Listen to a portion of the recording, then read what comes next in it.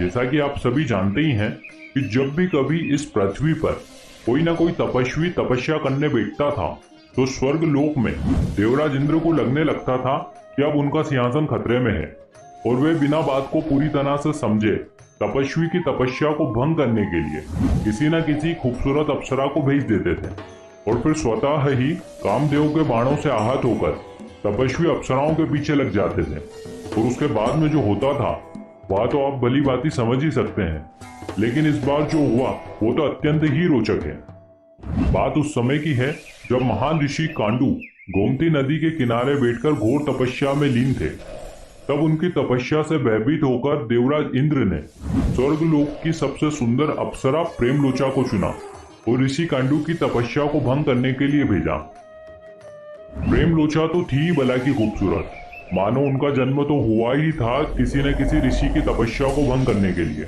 अब जैसे ही ऋषि कांडू की नजर उनके तीखे नैन नक्श पर पड़ी, वे उसी क्षण उनके सम्मोहन में डूब गए और कामदेव के बाणों से आहत होकर अप्सरा का भोग करने के लिए उसके पीछे जंगल में चले गए।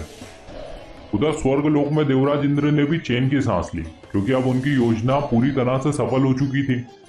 फिर कुछ समय बीत जाने के बाद वे बड़ी ही बेसब्री से प्रेमलोचा का स्वर्ग लौटने का इंतजार करने लगे, परंतु इंतजार की घड़ियां तो मानो समाप्त होने का नाम ही नहीं ले रही थी।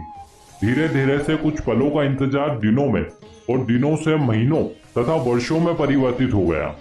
पर प्रेमलोचा का हाल भी बुरा था, क्योंकि ऋषि कांडू की तपस्या भंग करने का उनका लक्ष्य तो पूरा हो ही चुका था, परंतु कई वर्ष बीत जाने के बाद भी ऋषि कांडू उन्हें छोड़ ही नहीं रहे थे। हालांकि प्रेमलोचा ऋषि कांडू के क्रोध से भली भांति परिचित थी, इसलिए अब उनके पास ऋषि का साथ देने के अलावा दूसरा कोई विकल्प ही नहीं था। अंततः एक दिन इत्तेफाक से ऋषि कांडू की आंखें खुली और वे प्रेमलोचा से बोले कि देवी, जरा तुम कुछ समय प्रतीक्षा करो, मैं अभी अपनी संध्याकालीन पूजा समाप्त करके आता हूँ।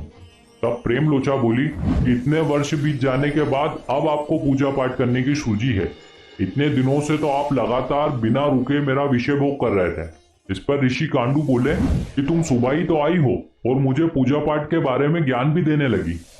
इस पर प्रेमलोचा ने उन्हें इंद्र के छल के बारे में सब कुछ सच सच बताया और कहा कि मुझे यहाँ आए हुए पूरे के पूरे 907 साल बीत चुके हैं। इतना सुनकर ऋषि कांडू का सिर लज्जा से नीचे झुक गया और फिर वे खुद पर शर्मिंदा होते हुए एक बार पुनः नदी की ओर तपस्या करने चले गए। तो इस प्रकार से मित्रों, हमने इस प्रसंग को आपके समक्ष रखने का एक छोटा सा प्रयास किया है और हम उम्मीद करते हैं कि आपको हमारा यह प्रयास अवश्य ही पसंद आया होगा। अतः आप इस वीडियो को लाइक तथा शेयर करें, साथ ही सब्सक्राइब करें वीडियो कलश यूट्यूब चैनल को ऐसी अनेक धार्मिक एवं आध्यात्मिक कथाओं के लिए। इस वीडियो को अंत तक देखने के लिए आप सभी मित्रों का बहुत बहुत धन्यवाद।